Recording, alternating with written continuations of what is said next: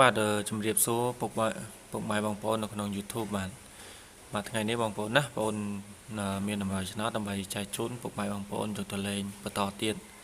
បាទអញ្ចឹងទេពុកម៉ែបងប្អូនអ្នកដែលគាត់មើលវីដេអូបងប្អូនណាអ្នកដែលគាត់ចូលមើលថ្មីបាទជួយ Subscribe Channel ផងណាបងប្អូនណាបាទហើយបើសិនណាបងប្អូនបាទជួយចុច Like បន្ថែមទៀតក៏បាទល្អម្យ៉ាងដែរដោយសារ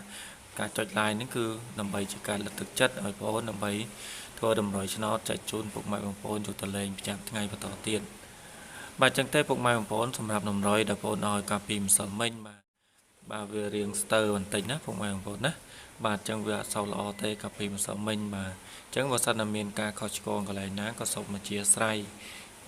ពីបងប្អូនផងណាពុកម៉ែបងប្អូន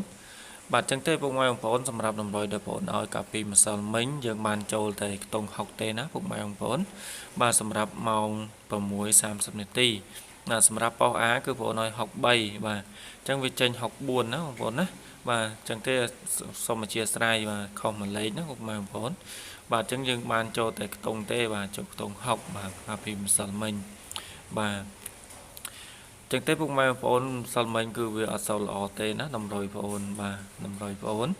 បាទចឹងទេពុកម៉ែបងប្អូនណាដែលគាត់ចង់បានលេខតាមរយៈលេខទូរស័ព្ទបងប្អូនណាពុកម៉ែបងប្អូនណាបាទ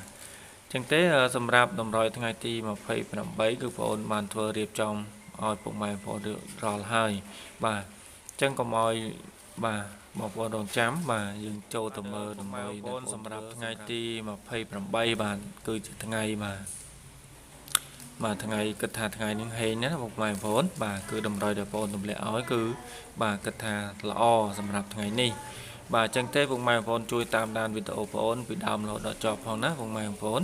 បាទអញ្ចឹងសម្រាប់តម្រុយឆ្នោតបងប្អូនគឺបងប្អូនធ្វើព្រីទេណាបាទអញ្ចឹងក៏សូមអធិស្ឋានសម្រាប់សំណាក់បងប្អូនណាដែលគាត់យកទៅលេងហើយអត់បានត្រូវបាទបើសិនណាមានខុសឆ្គងកន្លែងណាក៏សូមអធិស្ឋានបាទព្រោះថាតម្រុយដែលបងប្អូនធ្វើហ្នឹងគឺចង់ឲ្យពុកម៉ែបងប្អូនគាត់បានត្រូវបាទយកទៅលេងហ្នឹងគឺបានត្រូវទាំងអស់គ្នាទេបាទអញ្ចឹងទេពុកម៉ែបងប្អូនសម្រាប់តម្រុយថ្ងៃនេះគឺមានចំនួន4គ្រាប់បាទជាប្រចាំថ្ងៃបាទបងប្អូនអាចយកទៅលេងបានម៉ោង4និងម៉ោង6បាទអញ្ចឹងទេពុកម៉ែបងប្អូនសម្រាប់ថ្ងៃនេះគឺមានបាទ26បាទ83 14និង76បាទហើយសម្រាប់លេខអូខ្ទង់គឺមានអូ8បាទអូ10បាទហើយសម្រាប់លេខ3ខ្ទង់វិញគឺមាន834